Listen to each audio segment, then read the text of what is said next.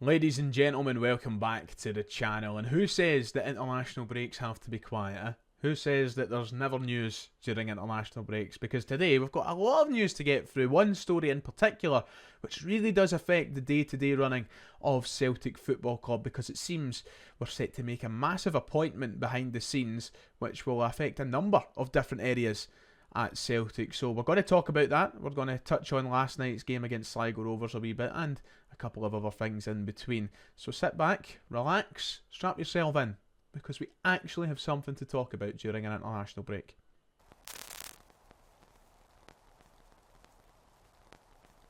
Hello.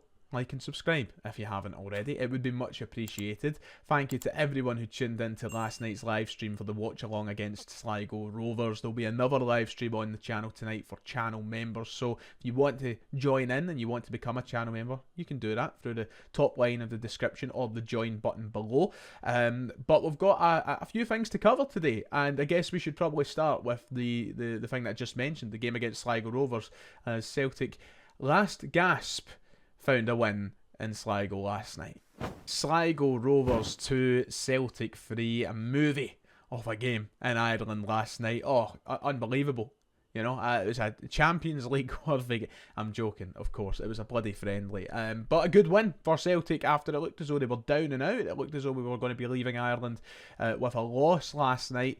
But in the 89th minute and the 92nd minute of the game, I believe, Celtic found an equaliser and then a winner through Luis Palma to walk away 3-2 winners on their journeys over the water.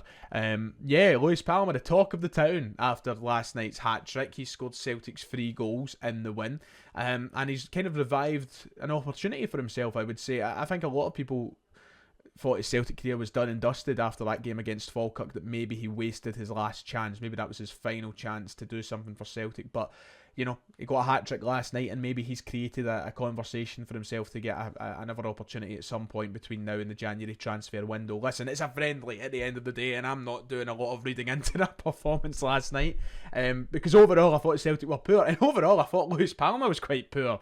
You know, he did score a hat-trick. There were 3 tap-ins. Aside from that, I don't think he done much. But nonetheless, you know, it looks good for him. It shows that he's still hungry. You know, he's certainly, you know, listen, we can question his performances, but he's certainly never down tools, and he's got an attitude that you obviously see him wanting to succeed. It's maybe just not happening for him. So who knows? Maybe another chance is brewing for him somewhere, but Celtic got the win last night in a run out for a lot of B-team players. I must admit, I'm a big fan of the friendly game in international breaks. I think they should do it more often. Every time there's an international break, even just send the B team over with a couple of other players for a friendly to Ireland or down to England or whatever. It gives you something to watch, gives you something to kind of stay in tune with Celtic. But yeah, a win for the club. Brendan Rodgers was happy, and aye, that's that. Don't even know why I bothered talking about it, but there you go. So the major story we need to go over at Celtic Football Club today is that one that broke late last night, regarding a major appointment that's set to happen at the club. Maybe an appointment that's long overdue. Not the exact appointment I think people were looking for in this area of the club, but certainly one that's along the right lines. So Stephen McGowan broke this last night via the Daily Mail, the exclusive, that football doctor, quotation marks, Tisdale, set for senior role at Celtic. The former Exeter boss is being targeted by Celtic as they seek to improve recruitment, data and player and coach development. He previously worked at Fulham and Crystal Palace and also gave Ollie Watkins his big break at Exeter City. And the 51-year-old self-employed consultant has been described as the most stylish man in football. We'll get on to that in a minute. There's a reason that's in the subheading of the article. So a massive story that broke last night from Stephen McGowan. The article goes on to say that Celtic are set to bring in former Exeter City boss Paul Tisdale to revamp the club's football operations. He describes himself as a football doctor, and 51-year-old Tisdale has been working as a self-employed consultant. Hilarious. I'm sorry. Like, listen, I don't know much about the guy, and this isn't a slagging by any means, but I find it hilarious he calls himself a football doctor, because this most stylish man in football really gives me all the vibes of Sylvester McCoy as Doctor Who. Yep. Look at it. The resemblance is uncanny. So it seems this is an appointment that heads in the direction of what Celtic fans have been wanting for a long, long time. Let's take away his own phrasing of football doctor for a moment. It seems like that Paul Tisdale is a self-employed sort of consultant to try and point Celtic in the right direction when it comes to many different areas. But according to Stephen McGowan in his article, Celtic are looking at bringing him in mostly to advise on key areas, including recruitment. Recruitment probably being one of the top areas. Of course, this follows on from the departure of Mark Lawwell and Joe Dudgeon leaving towards the end of last season. All summer long, we went with no news at the club that somebody was appointed to replace them. There was nobody that came in to become a new chief scout. There was nobody that came in that really resembled that sort of job title, and we went through the summer basically on the knowledge that a lot of the signings being made would probably be Brendan Rodgers signings. But now we're bringing in Paul Tisdale, who seems to be someone who will not only just look at recruitment but different areas at the club.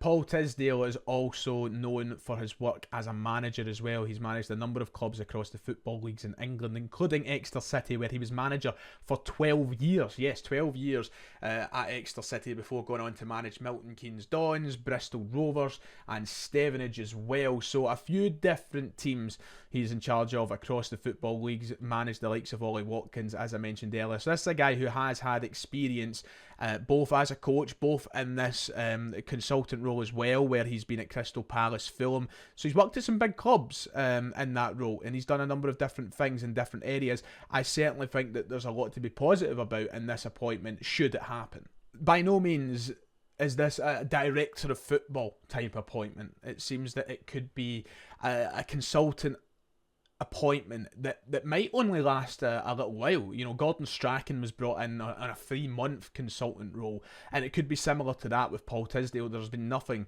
in the article said about length of time or type of contract that we will sign this guy on, so who knows, it could eventually lead to something like a technical director, a director of football. But what it seems right now is it is going to be for a period of time working alongside Brendan Rodgers and co to try and get things right, and it could develop into a director of football role. So people will probably get quite down that it might not look like a long-term appointment on the surface, but I think there's definitely stuff to be positive about here, considering it is something that he's done for a few years now across a number of different clubs with experience off the pitch and on the pitch. This is a guy that knows football. You know, it's not somebody who sits at a computer just crunching numbers all day. It's somebody who does actually have his foot in the game, somebody who was a senior professional, somebody who has coached at professional level. It's not just some dick that reads up about stats. So I think there's definitely a lot of positives in this appointment for Celtic. I really do think that, and I'm looking forward to see where it possibly could go. Will it massively affect our recruitment? Will we see a completely different style of recruitment policy at the club? Who knows? We can only tell with time. All comes down to the fact if Celtic actually agree a contract and bring him in. He's not signed yet. And from the interviews and the reading that I've done on him so far, he seems like quite an intelligent guy. Seems like somebody whose point of view on football will actually work really, really well at Celtic. What he'd done at clubs like Exeter City and trying to improve them to become higher up in the pyramid in English football is really what he's got to try and do with Celtic when it comes to European football and trying to get us up that pyramid. So his view on things looks good. Here's a snapshot of one of his interviews which he gave to the World Football Index, saying that good recruitment stems from knowing your environment, the personalities of your squad, and ensuring that you optimise player potential to the maximum. For example, at Exeter we had to compete against other clubs in our league with a smaller budget. Therefore, we had to get sufficiently good players at less of a price than our competitors in order to be competitive. That means you need to make compromises and target players who have not yet reached their potential elsewhere, or that you can believe can play at a higher level than they currently are playing at. And that interview goes on a bit longer, so even though the point I've read out might be stating the obvious, if you read through the interview and go look at his interviews where he's talking in these sorts of on these sorts of matters, you'll see that it's probably going to be very well suited for Celtic, this state of mind, this state of working that he's bringing to the club. So yeah, there's definitely a lot to be positive about, and it can only be good for Brendan Rodgers. It's good for Brendan Rodgers because it will relieve some pressure from him. If he has been so pivotal in these signings throughout the summer, and the pressure on him to get every single one of the signings right, with them being on his head, he's got a lot to worry about when it comes to the performance on the park and what we're doing on the park. So to relieve that pressure a little bit and bring someone in who can help him and maybe guide him in the right direction when it comes to players, it can only be good. And listen, at the end of the day, and this is the general point that I kind of want to finish up on when it comes to appointing someone in one of these roles, there's not many people out there that I could confidently say is the right man for the job. I watch football for the performances on the park, for the 90 minutes that we see, and I can only pretend to know so much about the bigger picture behind the scenes. I've never worked with Paul Tisdale. I've never worked with a director of football. I'll never truly understand who's good at it and who's bad at it, because all you can go off is the stories that you see. None of us as fans know who's good and who's bad at it. When it comes to coaching and managing, it's easy for us to make an assessment. But unless you're looking at people who are maybe famous at it, guys like Ralph Rangnick, who has made a real big name for himself as a director of football or as one of these kind of upper echelon figures, we don't know many of them. So, it's always going to be a gamble, just like it is with signing a player, just like it is with appointing a manager. These are always going to be gambles, but what's most important is that Celtic are taking the gamble. They're appointing somebody in this position because it's long overdue. So I'll keep you updated if Paul Tisdale ends up becoming employed by Celtic Football Club. Right now, as we understand, Celtic are targeting the appointment of Paul Tisdale. So he probably will sign Stephen McGowan, very reliable, of course. But when we hear about it, we'll give you more on it. And if there's anything else to fill you in on, you know where to come, right here. And to finish up today, Brendan Rodgers has given a good interview to the Daily Record about Celtic's game against Aberdeen not being televised next weekend. This comes after a bit of criticism that Celtic versus Aberdeen, a top of the table clash, two unbeaten sides, two sides with a 100% win record, won't be televised. But Brendan Rodgers saying that he backs the Celtics board's decision to not back the offer from Premier Sports. He said to the Record that I think the club have shown that they really have thought about the supporters. They could have easily taken the money, but they've kept it for the supporters who come and see the games. It would have been a great game for the television, but it's not to be. And this follows, we spoke about this in a live stream the other night, and not many people watched the other night's live stream, so you maybe didn't hear my point of view on it. But I said this on Tuesday, or Monday, that I really do believe that football at its core should be for the match-going supporter, and that television shouldn't dictate when a game is kicked off. I'm going to play what I said, and I know that not everyone's going to agree, but it's just my point of view. It's one of the topics that's came up in the chat a couple of times so far. So Mackenzie was saying, piss off, the Aberdeen game is not on TV. Of course, it is a Saturday, 3 o'clock. Mark saying that Aberdeen should be a classic and no TV coverage is outrageous. What I would say to that is, I agree. To a certain extent, I agree anyway. How do you go about things? How do you? I'm not high enough in the footballing world to just say like, oh, ban the blackout. The blackout's nonsense. But I think football at its core, and this has taken Celtic and Aberdeen out of the equation for a minute, right? Football at its core should prioritise the supporter. And it's very easy to get caught up in that game's not televised, it's outrageous because of the magnitude of this game. I understand that. But then I look at something like last night and I laugh at them because it's happened to them. But it's going to happen to us one night. Rangers got forced to play Sunday at 8 o'clock. That is horrible. Who in their right mind wants to go out Saturday at 8 o'clock to watch a game of football when you're playing St Johnstone at home? I think that Saturday 3 o'clock kickoffs should be protected. I think that the supporter should take the priority, and the match-going supporter should be protected in that case. And I don't think that we should let TV dictate where football should be played at what time. I don't think TV should be allowed that divine right. That's my overall opinion. I think that football, at its very core, was a sport that was designed for people to go to the match. And the priority of a supporter who goes to the match, aka people like myself and season ticket holders in this stream, Saturday 3 o'clocks are beautiful. I love it. It's the corner point of the cornerstone of my weekend. I absolutely love it. And I don't think that TV should suddenly get to dictate whether or not football is Saturday at 12, Saturday at 5.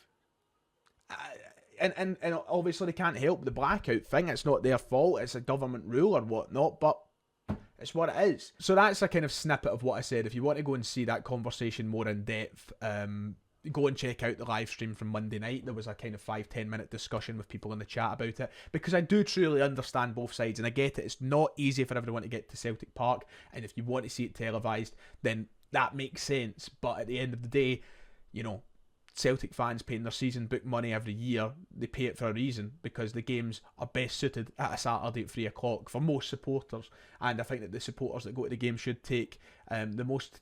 I think that's who you should cater for the most, quite frankly. And maybe I'd say different if I didn't have a season ticket, but guess what? I do. So, but I understand both sides of it. As I said, you can go and check out that stream, but it's nice to see Brendan Rodgers backing me up. Thanks, Brodge. Thank you. Anyway, that does it for today. If you have enjoyed, please make sure to hit like and subscribe. I feel like I have yapped and rabbled on, so I'm just going to wrap it up there. Take care, God bless, and I'll see you all next time.